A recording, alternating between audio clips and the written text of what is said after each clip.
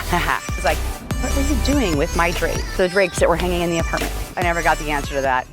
Hi, this is Kari from Sky Properties. Let's talk about how to avoid holiday vacancies if at all possible. Of course, it's not always possible, but I think that you're better off having a vacancy in almost any other month except for November and December, where it becomes really difficult to rent. Although the patterns that we've seen after COVID have really changed when the busy and slow times are or are not.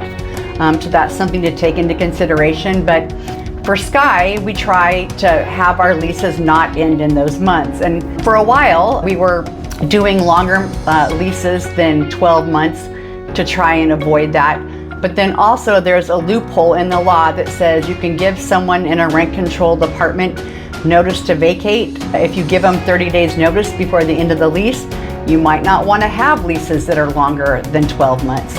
One of the things that you can do is you can do a 6-month lease, an 8-month lease, a 9-month lease. That still doesn't mean you won't have a vacancy in November or December, but it might also help. Also, if you're uncomfortable giving someone in a rent-controlled apartment notice at the end of a lease, that would also be a reason to go ahead and make it longer. So the major downsides of holiday leasing is staffing, really, and also people don't like to go out and look for apartments when it's cold.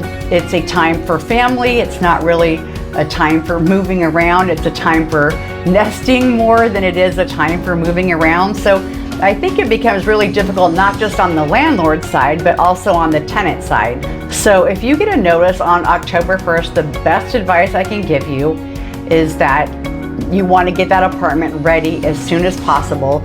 You want to ask for recommendations from your good tenants and offer them a $500 credit of some sort against their rent or a gift certificate.